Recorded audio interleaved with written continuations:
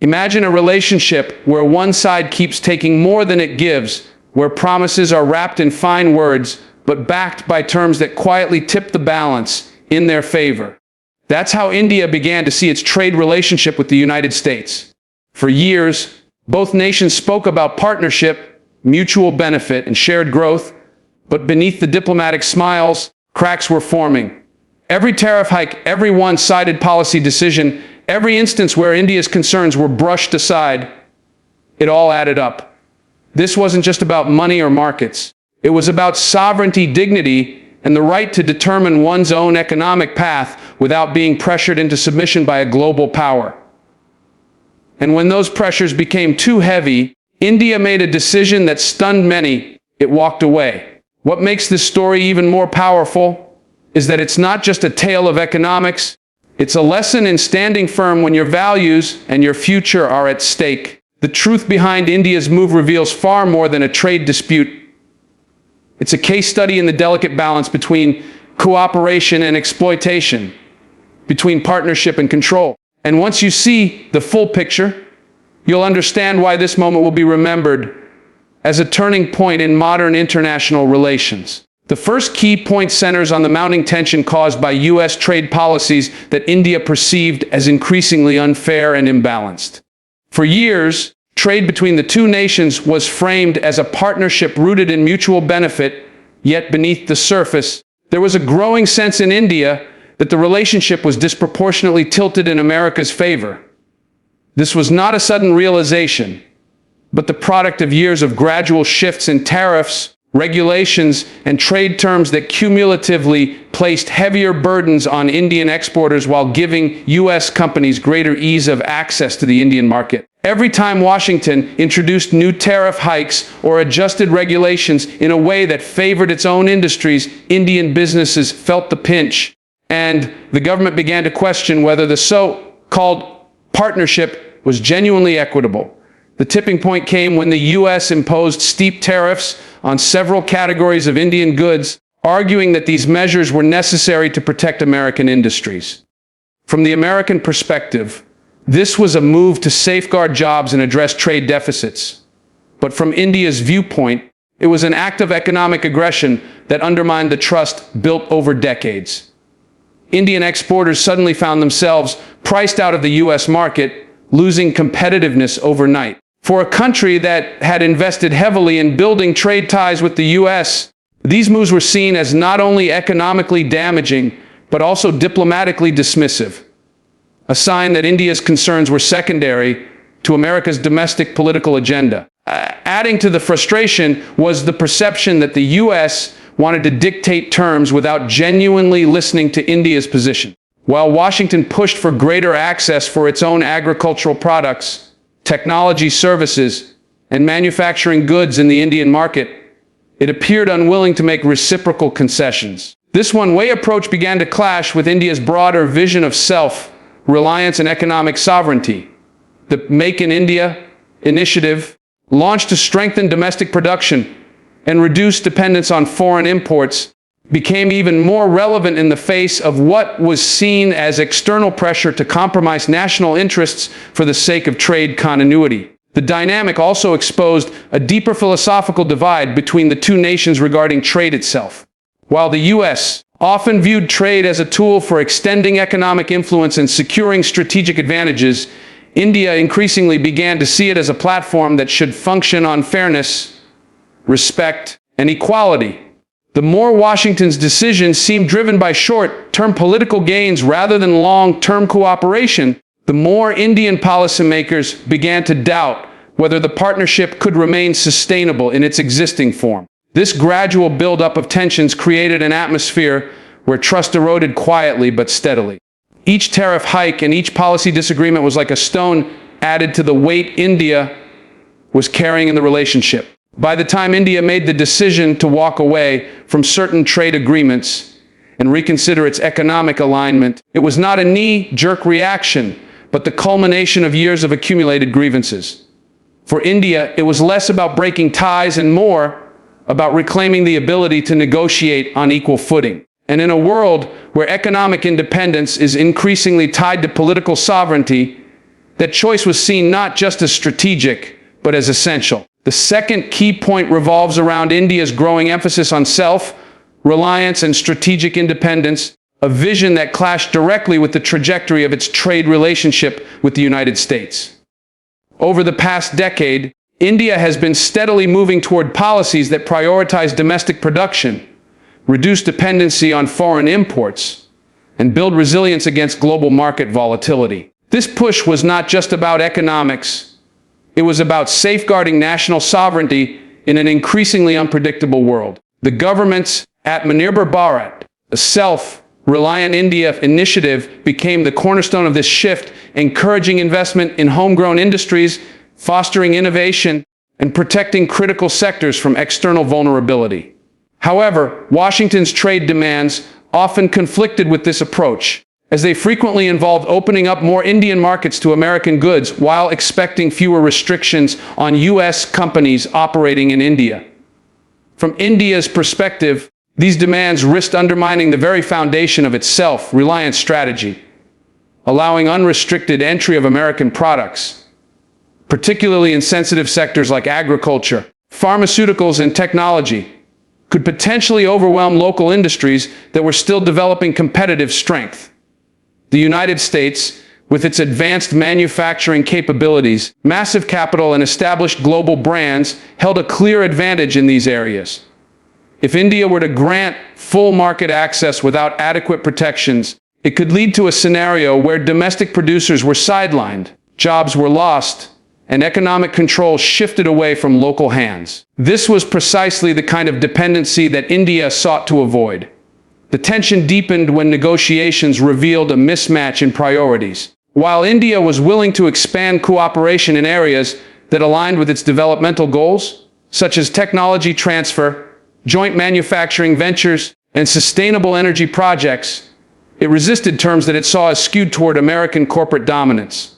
For U.S. negotiators, these hesitations were often framed as protectionism. For India, they were prudent measures to ensure that opening doors to trade did not come at the cost of long-term national stability. This clash of visions made the trade talks increasingly unproductive. India's leadership recognized that in the modern geopolitical climate, economic power was inseparable from political autonomy.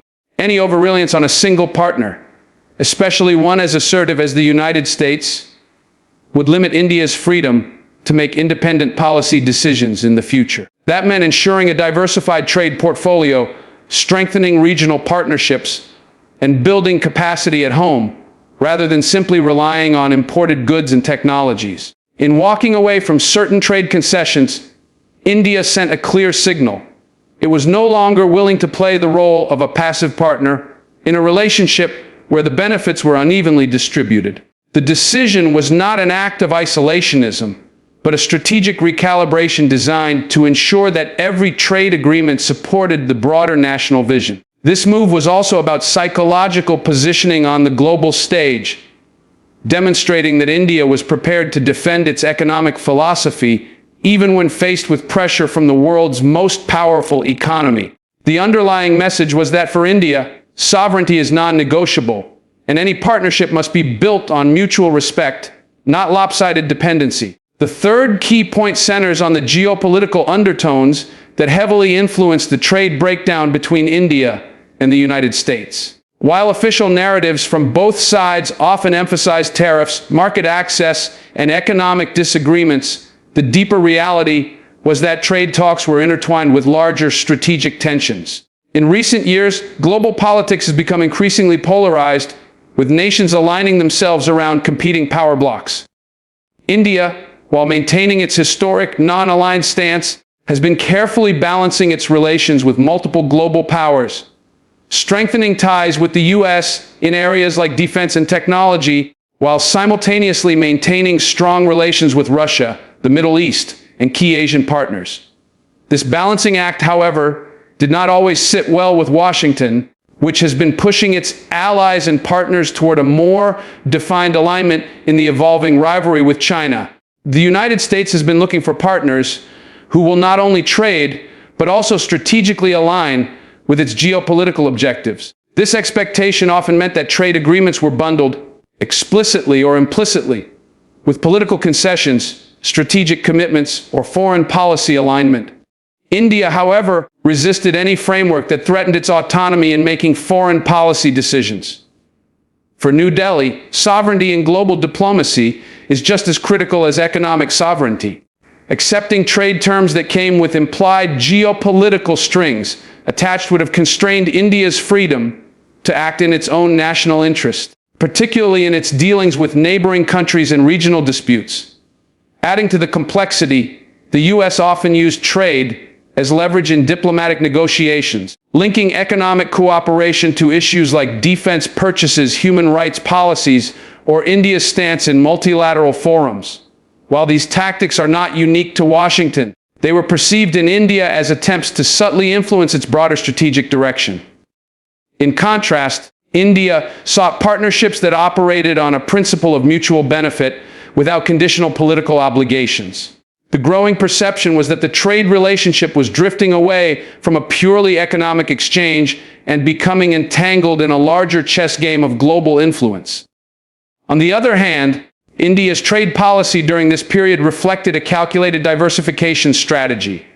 Instead of overcommitting to the U.S., it expanded agreements with other regions, such as the European Union, ASEAN nations, and Africa, thus reducing dependency on any single partner. This was a defensive move designed to shield the country from future economic coercion and to ensure resilience against disruptions in global trade flows. India's policymakers understood that over-reliance on the U.S. could, in the long term, weaken their bargaining position, especially if political relations soared over unrelated issues. The result was a growing misalignment in expectations.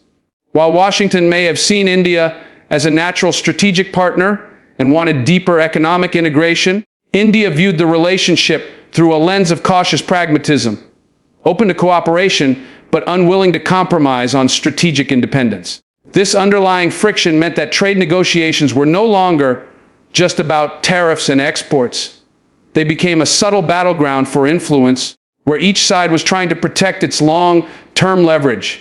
Ultimately, when the gap between these positions proved too wide, India chose to walk away, reinforcing its message that trade partnerships must be free from hidden political conditions, no matter how appealing the short-term economic benefits might appear. Do you want me to expand key point? No. For now, so your speech flows in one continuous, complete narrative. The fourth key point revolves around the shifting global trade order and how India's decision to step back from a deal with the United States fits into a much larger pattern of economic realignment. Over the last decade, the world has been moving away from the unipolar model dominated by a single economic power toward a more multipolar system where multiple nations are emerging as significant trade and investment hubs. India has been positioning itself as one of these central players, not merely a participant in global trade, but a shaper of its direction. This ambition requires carefully crafted trade relationships that support its long-term growth trajectory while safeguarding its ability to respond to changing global dynamics. By choosing to disengage from negotiations that appeared too rigid or one-sided, India was sending a clear signal, not just to Washington but to the world, that it intends to play by its own rules and on its own timeline. One of the key factors behind this stance is the recognition that the future of global trade will be defined by adaptability, resilience, and diversified partnerships. The COVID-19 pandemic exposed the fragility of supply chains that relied too heavily on a single market or a limited number of partners. For India, overdependence on the United States for critical exports or imports could create vulnerabilities in times of crisis, especially when geopolitical tensions flare. Instead, India has been deepening its engagement with a variety of partners, from regional neighbors to emerging economies in Africa and Latin America, and even forging stronger ties within organizations like BRICS. This broader outreach ensures that no single disruption, whether political or economic, can destabilize its entire trade network. Moreover, the global economic environment has become far more competitive and fluid. New trade blocs, regional agreements, and cross-border digital economies are emerging rapidly. India has been keen to tap into these opportunities while retaining the flexibility to adapt to evolving market demands. A binding trade agreement with the U.S., particularly one that included stringent clauses or commitments, might have locked India into terms that quickly become outdated or disadvantageous in such a fast-changing world. Walking away, therefore, was not an act of isolation but one of strategic foresight, keeping doors open to future deals that are more balanced, mutually beneficial, and aligned with India's growth priorities. Additionally, India's move reflects a broader philosophical approach to global trade, that economic relationships must be rooted in equality, respect, and genuine reciprocity. In a world where major powers often use trade as a tool for influence, India's decision was a reminder that emerging economies are no longer passive participants. They have both the leverage and the confidence to say no when terms don't align with their vision. This sends a powerful message not only to the U.S., but to other trading partners as well. India will engage, but only on terms that ensure sovereignty, fairness, and a shared path to prosperity. By stepping away, India has strengthened its negotiating position for the future. It has demonstrated that it values strategic patience over rushed agreements, and that it is willing to endure short-term setbacks in pursuit of long-term stability and independence. In doing so, it has positioned itself not as a follower in the global trade order, but as an architect of its own destiny, ready to shape partnerships that reflect the realities of a new and rapidly changing economic landscape.